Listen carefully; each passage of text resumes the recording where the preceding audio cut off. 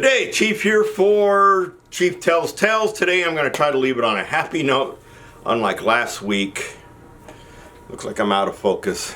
I don't know why. Maybe I am. Maybe I'm out of focus all the time. Merry Christmas. It's in a couple days. I want to talk about some of the things I did while I was in Germany. When I first got there, like I think I pointed out before, I didn't have a vehicle. I had to order one.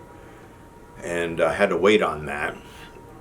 But looking at the Stars and Stripes newspaper when I first got there, there was a Renaissance fair, a German one, at Oppenheim, which was less than 20 miles from my house. And it was on the river. And so I rode my bike. It was a nice day. There was no wind on the way out because once I got past a couple villages, it just became open farmland. I mean, it was pretty. I got to ride across a ferry to cross the river to get into the city of Oppenheim. There was nothing on my side of the river or the city except the ferry station. So that was unique to do. And of course, I didn't understand much German. Yes, I studied German 2 years, 3 years in high school and 1 semester in college, but throughout my life, it's like spoke German, didn't speak German for a long time, then spoke German again when I went to Berlin, and then I hadn't spoken German really all that effectively until I went to Sarajevo, and then now it's like a couple of years later, now I'm in Germany. Or wait, Sarajevo's later. Never mind. So, and of course, like any native speaker, just because I may understand part of your language, but the faster anybody talks in their native tongue, us non-native speakers don't understand them because we're only picking out key words. So I had fun. I picked up a bottle of mead, which was really awesome. I talked to the guy there. He had like he had a sweet, a semi-sweet, I think, and then like a flat. And I bought the real sweet one. Now, to those of you that don't drink mead, it gives me a headache because of all that honey sugar. Ugh. I like it, but it just gives me a headache from all the heaviness of the sugar in it. So I got to do that, and this is my cheap bike that I bought in Korea, so my bike got a lot of wear and tear on it while I was over in Germany because I rode it as often as I could just to ride a bike and do something else for exercise. And then my mother came over right after I got there. Why she came so early, I told her, I don't have a car yet, Mom. Why don't you wait until I get a car? No, I want to see you. And I want to look at some of my stuff because some of her stuff got shipped due to the fiasco of me getting delayed going to Germany.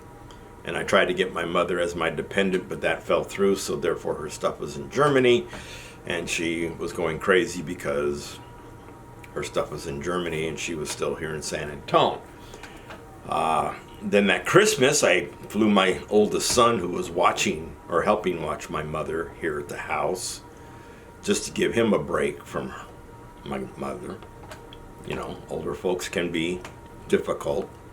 I'm being difficult. I know it. I try not to be too difficult. It's hard sometimes. But I do love Christmas time over in Europe because every country over there has got more of a deep-rooted Christmas tradition, unlike here in America. Because me and the son, we went inside the village of Kronstadt because I drove by one day and I saw, oh, they're selling Christmas trees. We went down there, we got the glühwein, and so delicious, and it was hot. And we drank it as we carried the tree back to the house to set it up. I mean, when I was in Berlin, we went to 2 Christmas markets there, and it was just so beautiful. And it's not like here in America, you know, because when you get like a gathering of merchants, you always seem to get the most expensive merchants here in America. You get these people, it's like, well, I'm making this stuff for my for the rest of the year. Sometimes that's what it looks like. They don't have a brick and mortar store at home or wherever they come from. And I just get so upset going to a market where it's supposed to be not cheap, but still reasonable, and something that you basically want, rather than the masterpiece of whatever these certain people make. Chief, you're rambling. Yes, I know I'm rambling. I just got a sniffle. Got the cold. I had 18 degrees this morning. Wasn't too bad. At least no lights out yet. Still got lots of power, unlike the last time this happened in 2021. But yeah, like I said, the markets over there were nice. And you can go to each town and they got their own. I mean, the one that I visited when I was in Germany back in the 80s, when I went to Berlin, I mean, it was huge. It was the hugest one I ever saw over there. And there was all kinds of stuff. You had your food, you had your canned goods, you had your woodworking, you had your plasterworking. And I'm looking up at a dog. I guess I should have brought it down, a little figurine dog that I bought at the first Christmas fair that I went.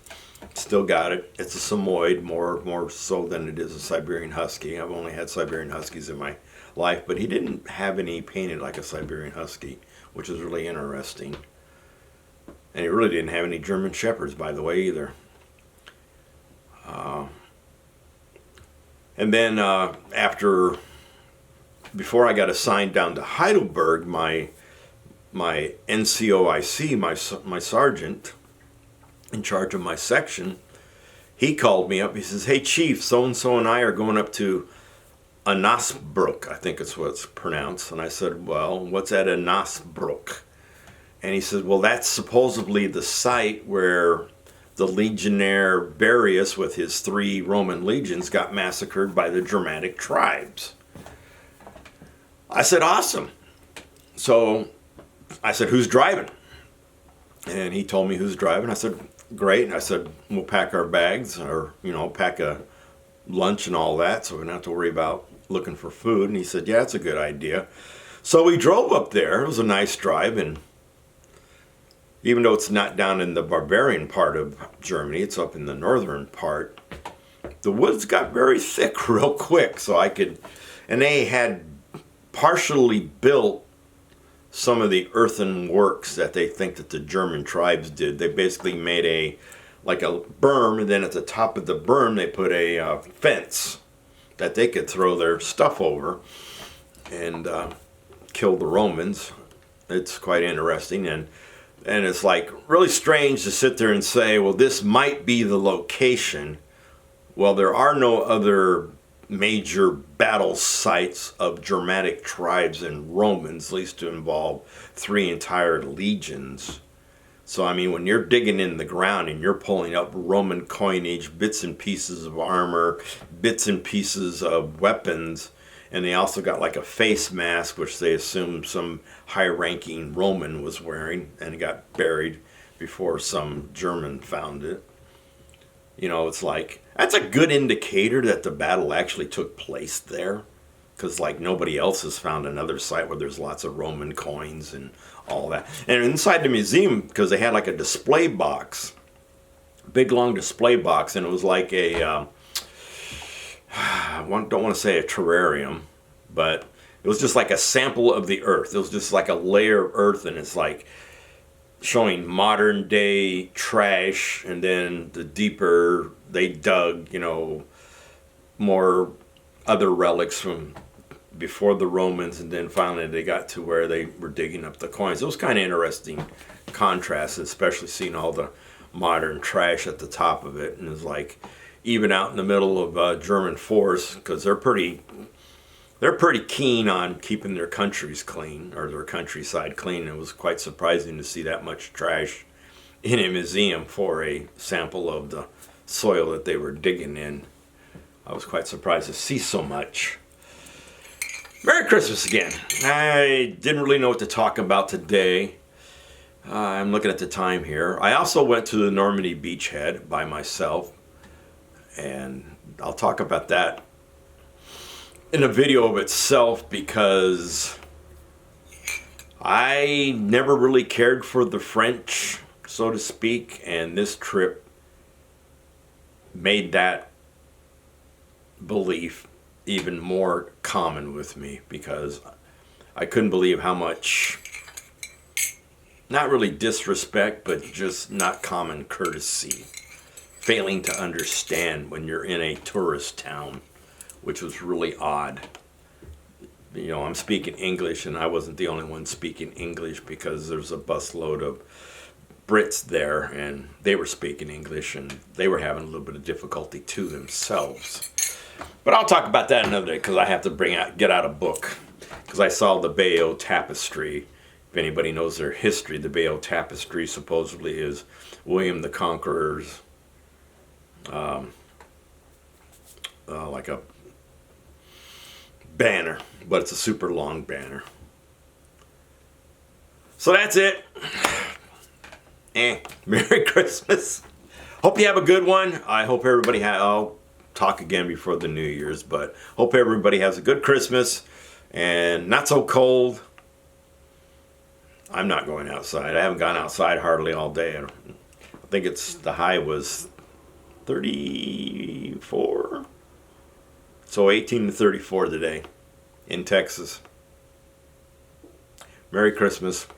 Remember, thank a vet, kiss a vet, bet a vet. Remember, freedom's not free.